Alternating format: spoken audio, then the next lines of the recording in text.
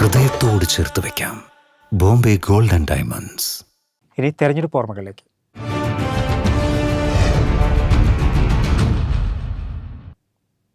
BJPയുടെ മുതിർന്ന നേതാക്കളിൽ പ്രമുഖനായ കെ ജനചന്ദ്രൻ മാസ്റ്ററാണ് തെരഞ്ഞെടുപ്പ് ഓർമ്മകൾ പങ്കുവയ്ക്കുന്നത്. പാർലമെന്റിലേക്കും നിയമസഭയിലേക്കും ഗ്രാമപഞ്ചായത്തിലേക്കുമായി 11 തെരഞ്ഞെടുപ്പുകളിലാണ് ജനചന്ദ്രൻ മാസ്റ്റർ മത്സരിച്ചത്. അദ്ദേഹത്തിന്റെ തെരഞ്ഞെടുപ്പ് വിശേഷങ്ങൾ കാണാം ഇനി. 1977 ജനതാ പാർട്ടിയുടെ താനൂർ പഞ്ചായത്ത് പ്രസിഡന്റായാണ് രാഷ്ട്രീയ രംഗത്ത് എത്തുന്നത്. 1980 ബാന്ദ്രയിൽ നടന്ന BJP രൂപീകരണ സമ്മേളനത്തിലും പങ്കാളിയായി. പിന്നീട് താനൂർ നിയോജക മണ്ഡലം പ്രസിഡന്റും യുവമോർച്ച ജില്ലാ പ്രസിഡന്റ്, പാർട്ടി ജില്ലാ അധ്യക്ഷൻ, സംസ്ഥാന സെക്രട്ടറി എന്നീ ചുമതലകളും വഹിച്ചു. ഇപ്പോൾ സംസ്ഥാന സമിതി അംഗമാണ്. സർവോദയ പ്രവർത്തകനും സാമൂഹ്യ പ്രവർത്തകനുമായിരുന്ന പിതാവ് കാട്ടുപറമ്പിൽ നാരായണ മാസ്റ്ററുടെ പ്രവർത്തനങ്ങൾ കണ്ടാണ് പൊതുപ്രവർത്തനത്തിൽ ആകർഷനാകുന്നത്. ഇപ്പോൾ നമ്മുടെ തൊട്ടടുത്ത് കാണുന്നത് സ്കൂളാണ്, വിദ്യാലയം. ആ വിദ്യാലയം സ്ഥാപിച്ചത് എൻ്റെ പിതാവാണ്. 1935 ഇവിടെ വിദ്യാലയം സ്ഥാപിച്ചു. അങ്ങനെ അമ്മയോ ടീച്ചറായിരുന്നു. അത് കഴിഞ്ഞ് ഈ വിദ്യാലയത്തിൽ ഓരോ പ്രവർത്തനം നടത്തുമ്പോഴും പ്രഗത്ഭരായ വ്യക്തികൾ വരും. മന്ത്രിമാർ, സാമൂഹ്യ പ്രവർത്തകർ, സാമൂഹ്യ പരിഷ്കർത്താക്കൾ ഒക്കെ വരും. അപ്പോൾ അവരെയൊക്കെ ആയിട്ട് അച്ഛൻ്റെ ആ സാന്നിധ്യത്തിൽ അവരെയൊക്കെ കാണാനും ഒക്കെ അതെനിക്കൊരു പ്രചോദനമായി മാറിയിട്ടുണ്ട്. പിന്നെ നാട്ടിൽ അന്ന് പകർച്ചവ്യാധി ഉണ്ട്. അപ്പോൾ സ്കൂൾ കേന്ദ്രീകരിച്ചിരുന്ന അതിൻ്റെ ഈ കൊളറ, അതിനുള്ള മരുന്ന് വിതരണമൊക്കെ നടത്തിയിരുന്നു. പിന്നെ അന്ന് ക്ഷാമം വന്നു. ആ ക്ഷാമത്തിൽ പിടിയേരി പ്രസ്ഥാനം, അച്ഛനൊരു സർവോദയ പ്രവർത്തകനായിരുന്നു. അപ്പോൾ കേളപ്പച്ചിരി അന്ന് ശ്രീകണ്ഠ പൊതുവാള അങ്ങനെയുള്ള ആൾക്കാരുണ്ടായിരുന്നു. അപ്പോൾ വിനോബാബ ഉള്ള പിടിയേരി പ്രസ്ഥാനം കൊണ്ടുവന്നു, വിനോബാബ. അപ്പോൾ ആ സമയത്തിലൊക്കെ അതിനോടൊക്കെ പൊതുപ്രവർത്തനോട് പ്രത്യേക താല്പര്യം ഉണ്ടായി എന്നുള്ളതാണ്.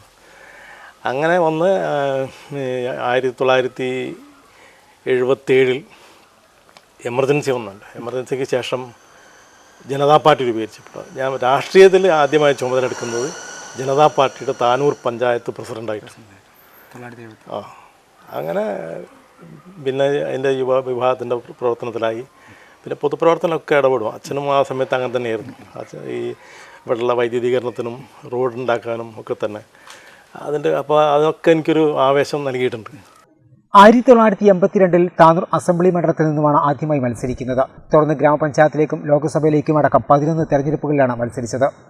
5 തവണ നിയമസഭയിലേക്കും 4 തവണ ലോക്സഭയിലേക്കും, അതിൽ 2 തവണ ഗ്രാമപഞ്ചായത്തിലേക്കുള്ള മാഷ് മത്സരിച്ചിട്ടുള്ളത്. ഇപ്പോൾ ആദ്യത്തെ തെരഞ്ഞെടുപ്പ് ഏത് വർഷമായിരുന്നു? അങ്ങനെ തെരഞ്ഞെടുപ്പിൻ്റെ അനുഭവം എന്തായിരുന്നു? ആദ്യത്തെ തെരഞ്ഞെടുപ്പിൽ താനൂരാണ് ഞാൻ മത്സരിക്കുന്നത്. അതിൽ ഇതേമാതിരി സോഷ്യൽ മീഡിയൻ്റെ ഒന്നുമില്ലല്ലോ, മൊബൈൽ ഫോൺ പോലും ഇല്ല. അപ്പോൾ നമ്മൾ നേരിട്ട് നടന്നു പോകണം, അല്ലെങ്കിൽ ഇങ്ങനെ വണ്ടി വിളിച്ച് പോകണം.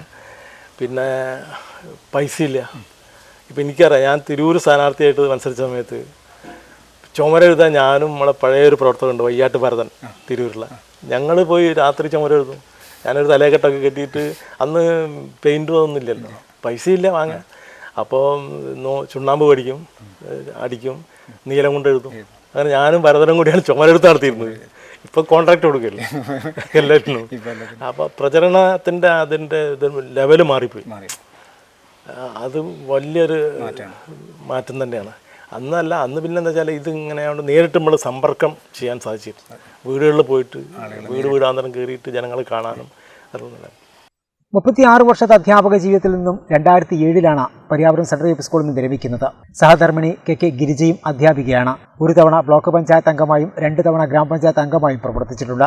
സംഗീത, ചാന്ദിനി എന്നിവരാണ് മക്കൾ. ഇപ്പോഴും പൊതുപ്രവർത്തന രംഗത്ത് സജീവമാണ് കെ ജനചന്ദ്രൻ മാസ്റ്റർ.